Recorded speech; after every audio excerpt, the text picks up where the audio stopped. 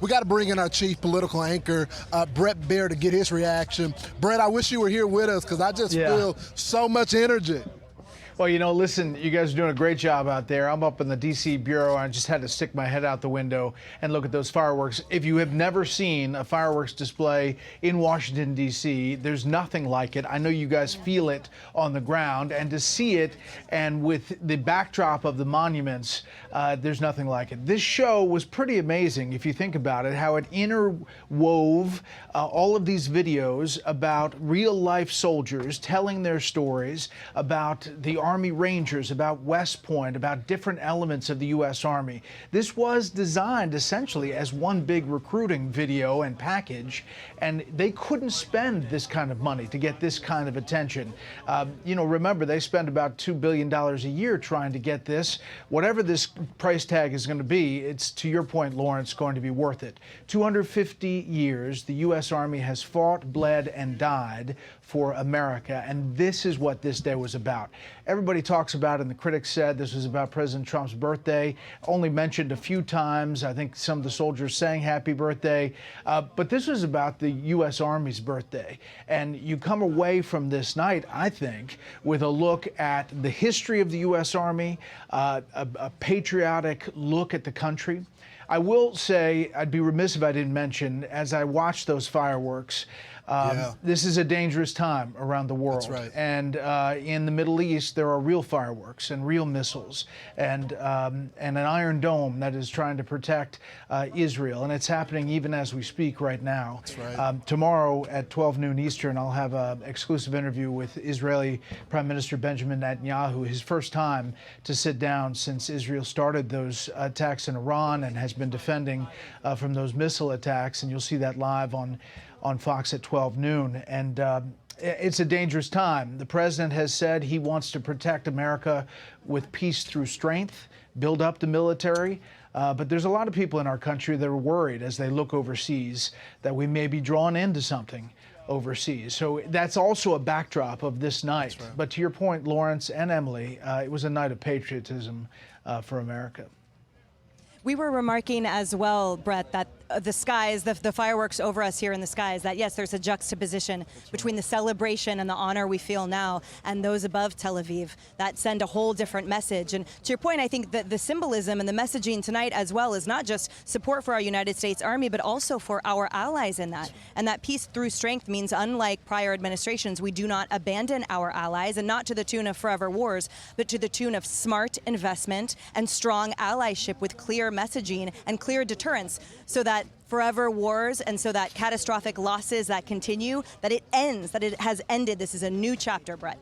Yeah, and there's a lot of questions I have for the Prime Minister, and we'll talk about that for a long time on that show tomorrow about what this looks like, where does it end, where does it go, and what's the U.S. involvement that he wishes to see.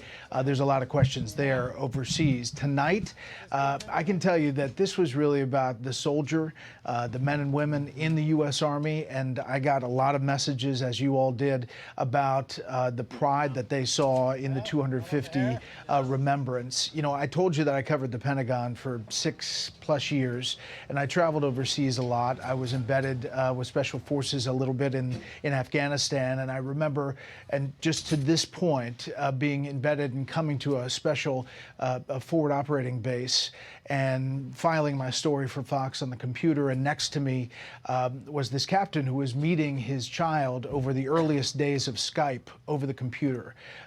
He was meeting the baby over the computer, and you know, the mom is crying, the baby's crying. I'm crying next door as I'm filing this this story, and I just came away with all those experiences, saying the service and sacrifice of every member of the U.S. military needs to be remembered, and sometimes we forget that. So today was a lot about remembering that when it comes to the U.S. Army and all that they do and all that their families do to keep us safe. You know, Bret, I asked you this question because you have been in the business so long, and you've seen the ups and downs as a country and the politics going back and forth. But am I too naive? Could this be a reset for the country if we allow it to be a reset?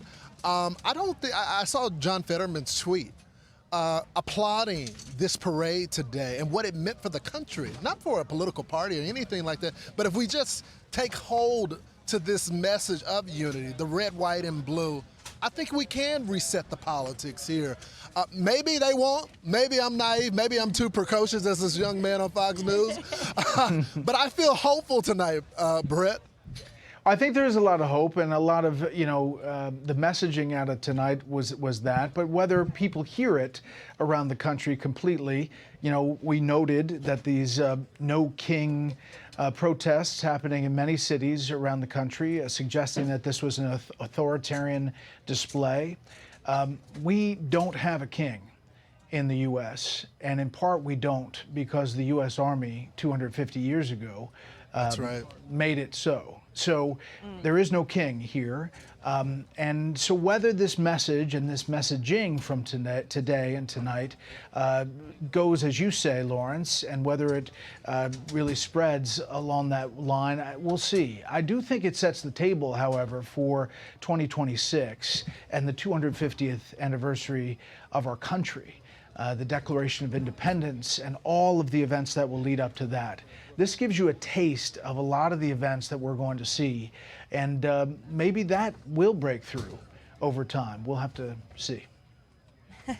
And Bret, as we saw 250 years go by decade, and the uniforms of each of the regiments and learning their names that often had to do with battles from World War I or II or the Spanish-American War, that undying glory, as the president said earlier, was reflected in each regiment. And we've talked about as well sort of the failing elements of the school system here in this country. So this was an education in and of itself. And my point is that for the recruitment elements, the U.S. Army represents an incredible opportunity, limitless opportunities for young men and women watching here today. It's not just about the strikers and the Chinooks, although those are very exciting, but it's about the opportunity for young men and women who are seeing the Army and potentially joining the 1.2 million current U.S. Army reservists and active duty.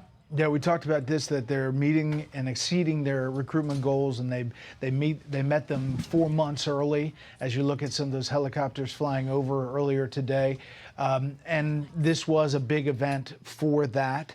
I think what you saw today was a look back and then a look forward, and you saw the robots, the dogs walking on the parade route. You saw the drones flying. That is the future of warfare. I mean, there you go, the robot dog, which is a little freaky if you think about it, but it's but it is going to be the future of autonomous vehicles and controlled from afar. And our Army and our Navy and our Air Force is going to look a lot different in coming years as all of this technology we tap into, artificial intelligence and other things. That said, there's still going to be men and women who are going to be fighters and controlling that, and they're going to be the future. So that's a big part of it today, I really do believe, is about the recruitment element of it. And that was the instruction that these America 250 guys told me the president gave them. Powerful words, Bret Baier. We appreciate your coverage. Our audience always appreciates your insight. Thank you, sir. That's right. And we'll be sure to watch tomorrow at noon right. as you interview the Prime Minister. Hey, Sean Hannity here. Hey, click here to subscribe to Fox News YouTube page and catch our hottest interviews and most compelling analysis. You will not get it anywhere else.